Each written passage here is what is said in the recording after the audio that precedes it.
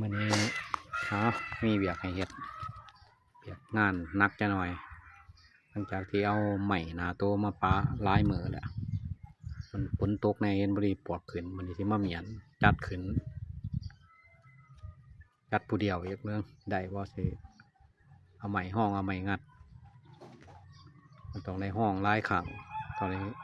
งัดหลายเบื้องจึงสามารถเอาขึ้นได้เนาะใส่ไม้ห้องขึ้นเทื่อละน้อยเทื่อละน้อยอันตัวนั้นแม่นเฮาได้เอาขึ้นแล้วเนาะเอาขึ้นแล้วแผ่นหนึ่งอยู่เถิงเพราะว่ามันยองกันเอาขึ้นง่ายเนี่ยเอาขึ้นยองใส่ขิงรถกับค้อนข้างหนึ่งแต่ว่าตัวนี้มันอยู่ลุมนี่มันต้องเลยงัดจากที่มันเต่งกันอีกขึ้นเทื่อละน้อยเนาะเอาเมืองใส่แห้งใส่เวลาต้องเลยห้องหลายส่วนเพื่อให้มันได้ขึ้นได้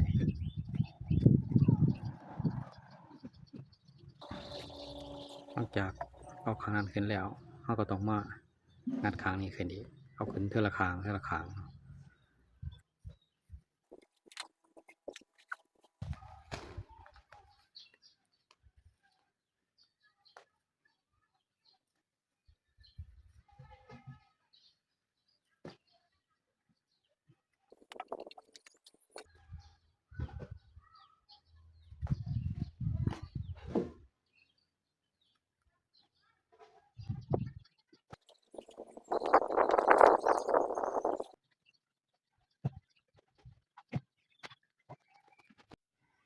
หลังจากที่เอาขึ้นได้แล้ว2 แผ่นมาเกียมอีกยังแผ่นสุดท้ายแผ่นที่3อยู่ต่ำกว่าหมู่ตัวนี้แห้งยากเพราะว่ามันเอาขึ้นสันช่องต้องคอยเอาไม้น้อยๆมาห้องก่อนอีกเอาอีกใส่เวลาอีกแค่น้อย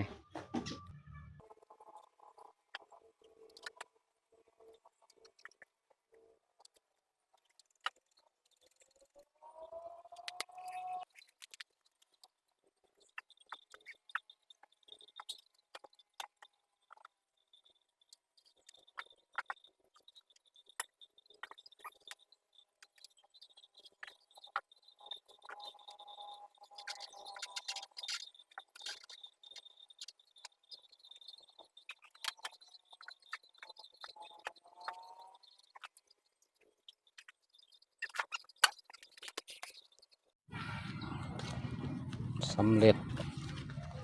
แบบอีหลากอีเลือ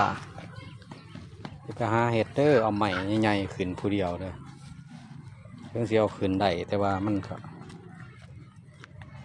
เสียแห้งหลายเมื่อยแต่ว่ามันจำเป็นบ่มีคนเลยเอาขึ้นผู้เดียวถือว่าสำเร็จไปปีนี้ขึ้นไปก่อนเดี๋ยวพอกันคลิปใหม่คลิปนี้สำเร็จก่อนเด้อบ๊ายบาย